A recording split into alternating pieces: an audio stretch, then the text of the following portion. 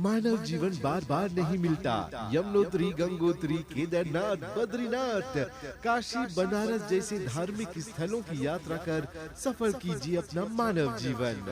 यमुनोत्री का दर्शन कर यम त्रास मिटाइए, गंगोत्री, केदारनाथ, बद्रीनाथ का दर्शन कर मोक्ष प्राप्त कीजिए। उत्तर भारत के लिए अगली यात्रा निर्धारित की गई है 27 सितंबर 2023 से लेकर 22 अक्टूबर तक। ज्यादा जानकारी और रिजर्वेशन खातिर कॉल करा 57019809, 57019809 या तो 59498703, 59498703 पर। पावन चार धाम की यात्रा का अपना सपना साकार कीजिए तीर्थ यात्रा एसोसिएशन के साथ।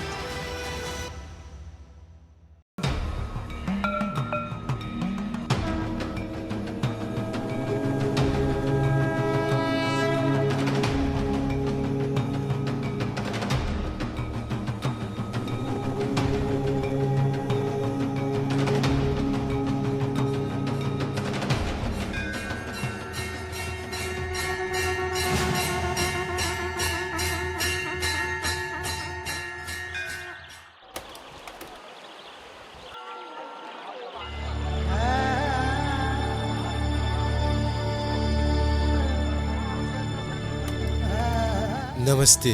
यात्रा प्रोग्राम में आप सब लोग के शानदार स्वागत करत है जा।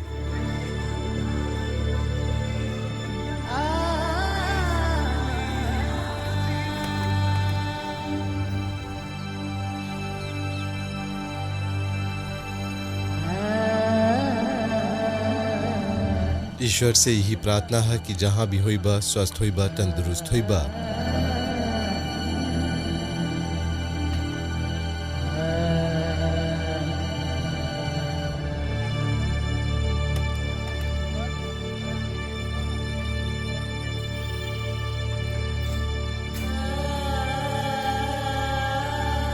तीर्थ यात्रा एसोसिएशन द्वारा आयोजित यात्रा के अंतर्गत आज रात आप लोग के लिए जात है जा बद्रीनाथ विशाल के बाद वाराणसी।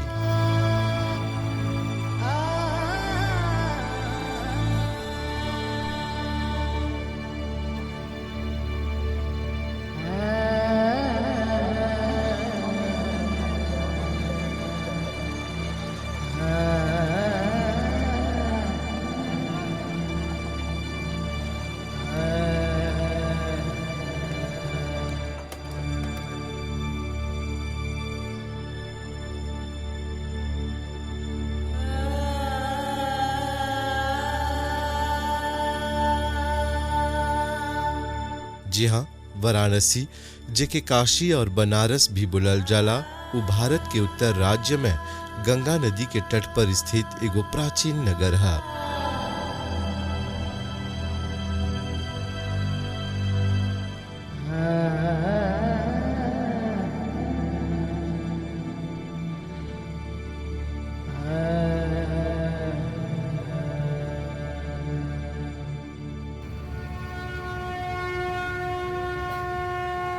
वाराणसी जाइबे जी रास्ता में हमनी के एगो टोली भेंटाल जोन बड़ी धूमधाम से नवरात्र मनावत रहलन जा।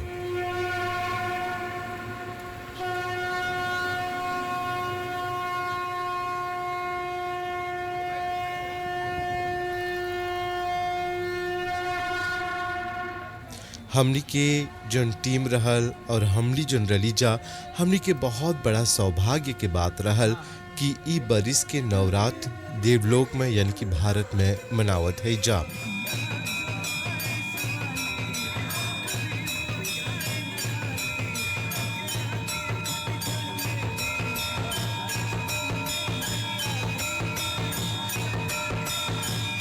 नौ दिन का दुर्गा पूजा साल पूर्वक बीत गया। आज विसर्जन है, वही आज हर्षोल्लास के साथ विसर्जन में जा रहे हैं सारे लोग।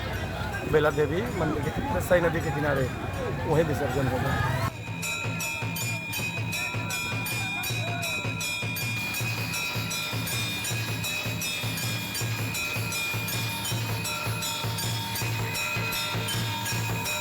हैजा परी बड़ी धूमधाम से नवरात्रि मनावल जाला।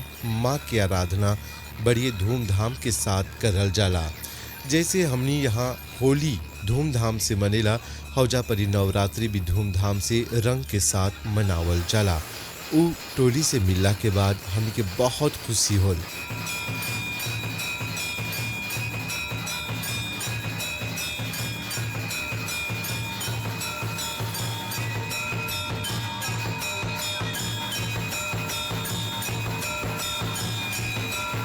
हैजा हर बरिस जुनबा माँ के आराधना खातिर नवरात्र में बड़का बड़का जुलूस निकालल जाला।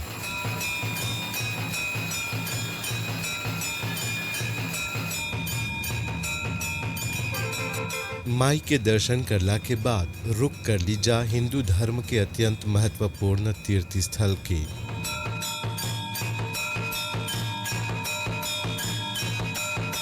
हिंदू मान्यता में इनकरा अभिमुक्त क्षेत्र बोलल जाला। बनारस विश्व का सबसे पुरानी नगरी बा और बनारस के कहल जाला कि भगवान शंकर के नगरी, बाबा विश्वनाथ के नगरी। ये नगरी में जो है कहल जाला कि भगवान शंकर के त्रिशूल पर ही नगरी बसला। जब पूरा विश्व भर में प्रलय आ जाए, पूरा विश्व डूब भी जाए, तब भी बनारस सुरक्षित रही। अभिमुक्त क्षेत्र ई खातिर कहे कि हैजा परी मानल जाला कि देवी देवता लोग के वास होला। और एकरे बारे में मोक्ष दायिनी काशी बोलला, ताकि आदमी के मरले के बाद मोक्ष मिलेला। भगवान शंकर मरने के बाद जब आदमी आवाला तो ओके अपने जांग पर जो है लिटा करके ओकरे कान में मंत्र ओकेला तो ओके सीधे मोक्ष मिलेला। तो मोक्ष दायिनी नगरी जो है।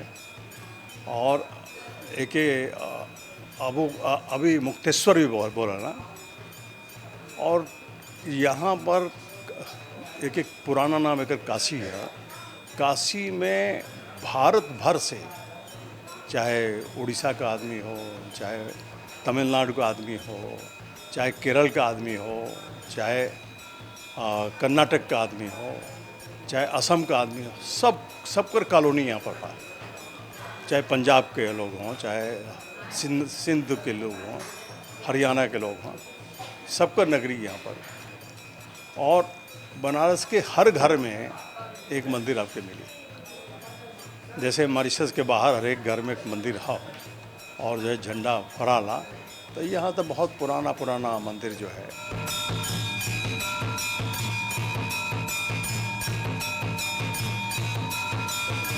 हैजा ऐते ही टपते सूरज में मिट्टी के जोन खुशबू उड़ेला वो हमनी के नाक तकाल और नाक से होके हमनी के आत्मा तक चल गल। एकर बखान शब्द में ना सकबा करे कुंची महसूस करला है जा परी। वाराणसी संसार के सबसे पुरान बसल शहर में से एगो है। काशी नरेश अर्थात काशी के महाराजा वाराणसी शहर के मुख्य सांस्कृतिक संरक्षक एवं सभी धार्मिक क्रियाकलाप के अभिन्न अंग रहल। वाराणसी के संस्कृति के गंगा एवं ओकर धार्मिक महत्व से अटूट रिश्ता बाते।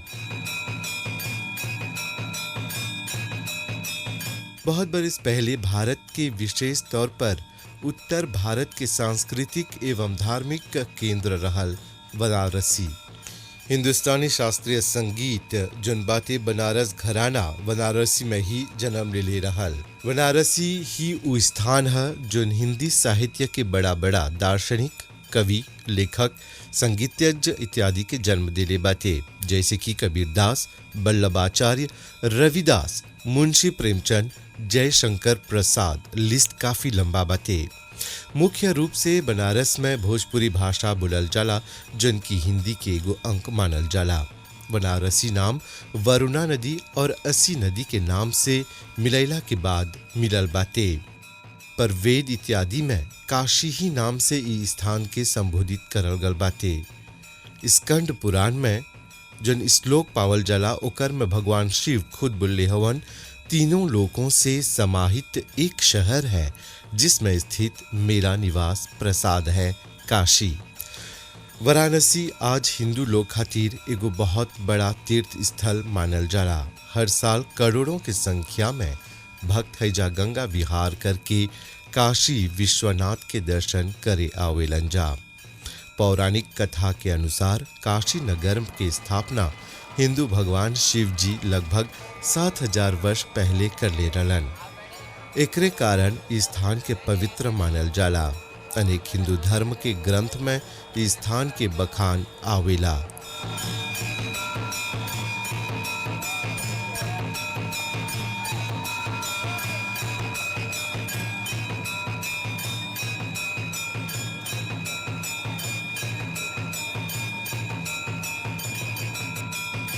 सदियों से लोग हैजा गंगा नहा के अपन अपन जन्म के पाप मिटाए आवेलन जा और ढेर कोई अपन परिजन लोग के अस्थि विसर्जित करके मोक्ष के कामना करेलन जा।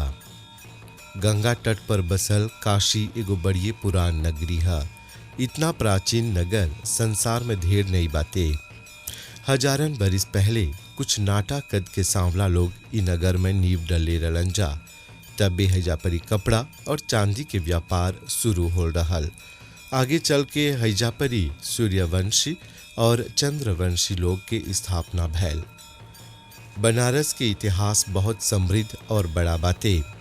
ई प्रोग्राम में ओकर बखान नहीं से कब्जा करे काहे कि समय बहुत सीमित रही इतना कुछ बोले खातिर। हैजा परी जोन बाते आकर्षण के एगो केंद्र है और पर्यटक लोग खातिर भी एगो आकर्षण के केंद्र है। हैजा परी कितने मना लोग अपन जीवन पर्यटक लोग से पावेलन जा। हैजा गंगा नदी के दूगो संगम होला, वरुणा और अस्सी नदी। गंगा विहार के बाद वाराणसी के दौरा कर लीजा कहे कि शाम के आरती में काफी बखत रहल।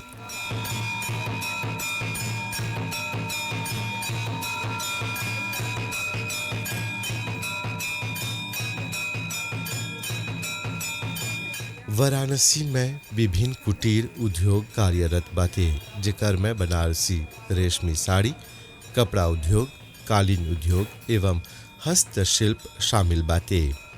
हैजा के बनारसी पान और कलाकंद विश्व मशहूर हते। हैजा परी कई मना साड़ी के फैक्ट्री बाते, पर आज भी हाथ से बनाई होला साड़ी के छोटा मोटा फैक्ट्री कार्यरत बा, जन कबो कबो पर्यटक लोग के आकर्षित करेला तो कबो कबो म्यूजियम के रूप में इस्तेमाल करल जाला। हैजा के जन रेशम बाते विश्व भर में अपन महीनता और मुलायमपन खातिर प्रसिद्ध है। बनारसी रेशमी साड़ी पर बारीक डिजाइन और जरी के काम में 4 चांद लगा देवेला। हैजा के साड़ी बहुत ही शोभेला। उही से सदियों से इस सब साड़ी पारंपरिक उत्सव और विवाह इत्यादि में पहनल जाला।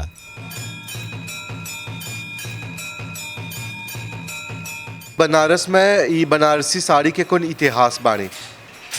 बहुत पुराना इतिहास है, हजारों साल का। हाँ, हमारे बाप दादे परदादे लकड़दादे सब करते आए। हम लोग इसी में जन्म लिया हुआ है और आखिरी टाइम चल रही है। हम लोग इसी में जन्म लिए हैं, अभी करने वाला कोई नहीं है। बनारस के अंदर 1.5-2% आदमी करत हुए, उन्हें तो ना ये ख़त्म हो चुका है, मशीन पर चला गया काम। ये हाथ का काम अब नहीं करने वाला है। लड़कन जो आप नए हैं वो नहीं कर पाएंगे। हाँ, और अभी देखते हैं कि अब ई मशीन से बनावत हुआ ये साड़ी, और ई मशीन के निर्माण कैसे करेला जा? इसका निर्माण थोड़ा दिन हुआ है। ये जो है ये एक काम होता था, लोग इटते रहे। अब ये मशीन बना है कुछ दिन से ही, 100 साल से ये आई है। नहीं तो इसमें 4-5 आदमी लगते रहे। आज इसमें 2 आदमी काम करे थे। एक आदमी इस तरफ बैठेगा। हाँ, आज ये 2 आदमी का काम है। और एक साड़ी बनाने में कितना दिन लगेगा? ये साड़ी बनाने में कम से कम 4 महीना। एक साड़ी 4 महीना? 4 महीना। अरे वाह। और ये साड़ी कुछ से बनेगा? ये रेशमी है, रेशम पेवर। और ये रेशम कहाँ से आवेगा? ये बेंगलोर से आता है। ये जरी है, सोना रूपा मुनीर भाई हमने बताओ कि ये साड़ी कैसे बनाओ तो? और ये देखिए, ये खट्टी लोग यही कहल जाला, यही हाथ से बनाते हैं इसी को। तब ये तरीका बना रहे हैं ना, इसमें ये ताना लगा है, इसको ताना कहते हैं। ये बाना है, ये ताना बाना से ये जो प्लेन कपड़ा बनना है ये बनेगा। और इसमें डिज़ाइन के लिए ये है, ये मशीन लगा है, इसको दबाएंगे, ये उठाएगा। इसको ऐसे फेंक दिए, ये धागा इसके अंदर चला गया।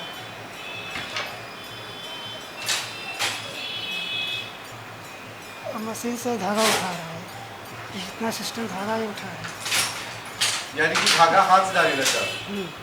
ये जो बाना का धागा होता है हाथ से डालते हैं, और जो ताना उठाता है वो पत्ता के सहारे, ये जाला है।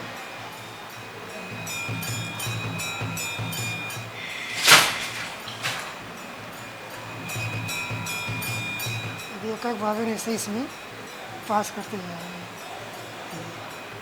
और डिजाइन में एगो चुक जाए तब वो खराब हो जाएगा। यानी कि प्रेसिजन से काम करेंगे, बड़ी सावधानी के साथ, ध्यान से इसमें, ये बहुत मेहनत बारीक काम है। काहे कि एक टूट बिगड़ जाए तो पूरा काम बिगड़ जाए। देखिए ये लगा है ना, इसको नाका कहते हैं।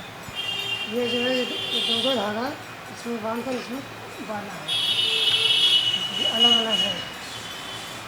अब ये जो ये धागा इस मशीन में लगा है, तीरी में, इस मशीन में तीरी खड़े खड़े है, बांधा है। बेड़े तीरी है, जितना तीरी से पास करेगा वही उतना धागा उठाएगा। बाकी तीरी का जो सादा पत्ता रहता है वो दाब देता है।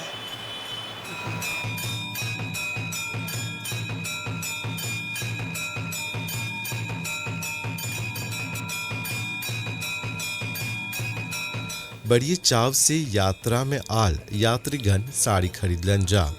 हैजा परी पड़ेला ढेर दाम तुरे के, नहीं तब व्यापारी लोग मक्खन के माल तोहरा सकियन जा घीव के भाव बेच दे। खरीदारी के बाद शाम की आरती खातिर गंगा तट पर पहुंच ली जा।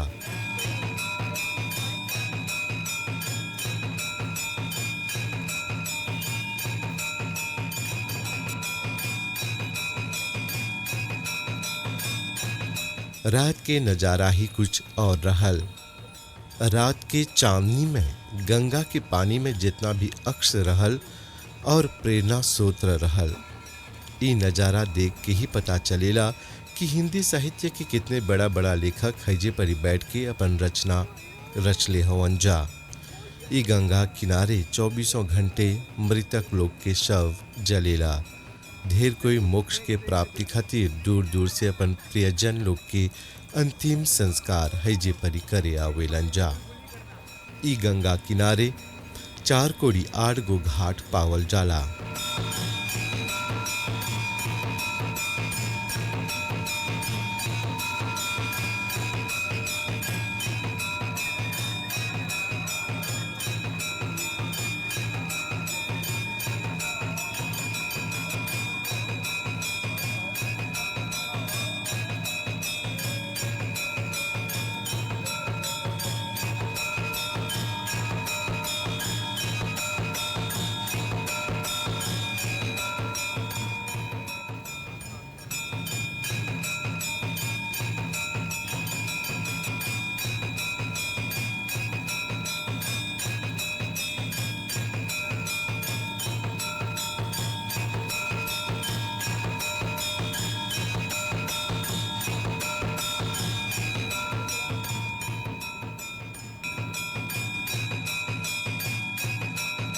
पुराण कथा के मुताबिक राजा हरिश्चंद्र जब से अपन बेटा के अंतिम संस्कार हैजा परी कर ले रहलन, तब से लेके आज तक 24 घंटा हैजा परी शव जलेला, अंतिम क्रिया करल जाला। हैजा परी पूजा पाठ करला के बाद दाह संस्कार करल जाला। ढेर कोई दूर दूर नगर से अपन प्रियजन के शव आन के गंगा में नहा के उनकर अंतिम संस्कार हैजे घाट पर करेलन। असल में ये महाश्मशान है। महाश्मशान भारत में 2 ही जगह हैं, एक तो काशी में और दूसरा उज्जैन में। यहाँ का आग कभी नहीं बुझेले। दूसरी जगह के श्मशान में, श्मशान माने बर्निंग घाट, तो वहाँ का आग बुझ जाले। यहाँ तो कितना भी पानी बरसे, कुछ भी बरसे, आग बराबर रहेला। तो वो जो है प्रकृति का, ईश्वर का वरदान है। तो एक खातिर जब भी आवला 24 घंटे यहाँ पर मुर्दा जलेला, सौदा होला। और फिर उसके साथ साथ गंगा के है, गंगा साथ साथ बात है। तो ओके, फिर गंगा में उनको राख डाल करके ओके तुरंत जो है मोक्ष प्राप्त होला। गंगा आरती के कौन महत्व बातें है परी? गंगा तो हम लोगों का सबकर माता है, और गंगा जी के बारे में कहानी बा कि स्वर्ग में रहली, भगवान शिव के जो है जटा में रहली, लेकिन उनके लावे खातिर राजा सगर कपिल मुनि के उनका लड़कन 60,000 लड़का रहे हैं, उनके जो है उनका तपस्या भंग कर दिला। तो उसे नाराज होकर के वो 60,000 लड़कन के राजा सगर जो है अयोध्या का राजा रहे, तो उसके 60,000 लड़कन के भस्म कर देना, तो उनकी मुक्ति नहीं मिल पा रहा। तो उनके ख़ानदान के लोग, उनके ख़ानदान में भगीरथ, राजा भगीरथ रहे, तो तपस्या करके गंगा जी के जो है पृथ्वी पर लिए। और जैसे जैसे भगीरथ आगे जाएं, गंगा जी उनके पीछे, तो गंगा सागर से लेकर के, मतलब गंगा स्थान से लेकर, गंगोत्री से लेकर के गंगा सागर तक, और गंगा सागर में जाकर के 60,000 लड़कन के मुक्ति मिला। तो गंगा जी मुक्ति का जो है, और गंगा जी के बारे में बड़ा वैज्ञानिक खोज भी वाला कि गंगा जी के पानी में कीड़ा नहीं पड़ता, दोनों तरह का बैक्टीरिया जम्स नहीं पड़ता, तो बहुत पवित्र मानने जाते।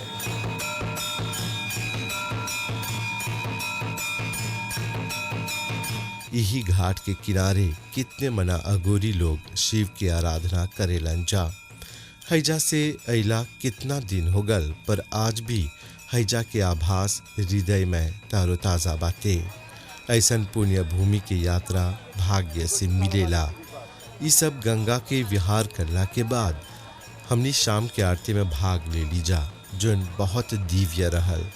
हैजा परी जब आरती होवेला त आँख में से लोर अपने आप चुई लगेला।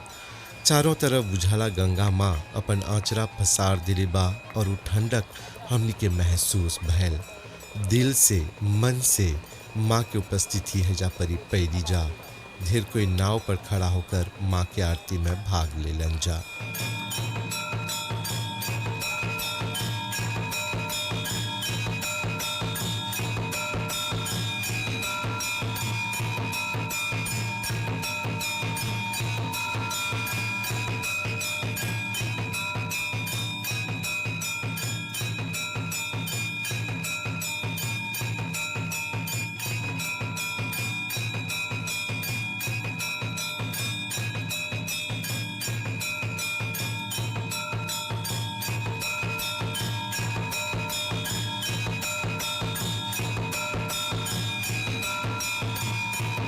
तो भाई बहन लोग, ये रहल आज रात के यात्रा कार्यक्रम बनारस यानी कि बनारसी नगर से। उम्मीद करते जाके आज के प्रोग्राम तोहरा पसीनाल होई। आवत सप्ताह मिलब जाए ही प्रोग्राम के साथ यही चैनल पर यही बखत इंतजार करिया। शुभ रात्रि, नमस्ते।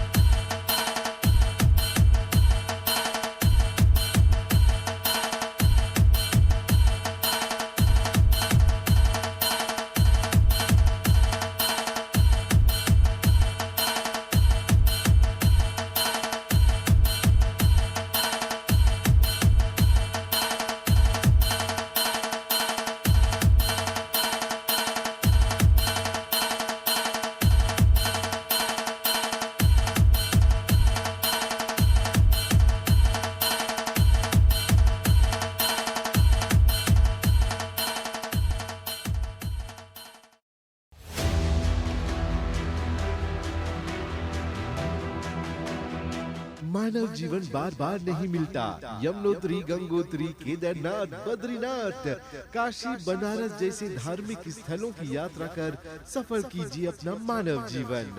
यमुनोत्री का दर्शन कर यम त्रास मिटाइए, गंगोत्री, केदारनाथ, बद्रीनाथ का दर्शन कर मोक्ष प्राप्त कीजिए। उत्तर भारत के लिए अगली यात्रा निर्धारित की गई है 27 सितंबर 2023 से लेकर 22 अक्टूबर तक। ज्यादा जानकारी और रिजर्वेशन खातिर कॉल करब 57019809 57019809 या तो 59498703 59498703 पर। पावन चार धाम की यात्रा का अपना सपना साकार कीजिए तीर्थ यात्रा एसोसिएशन के साथ।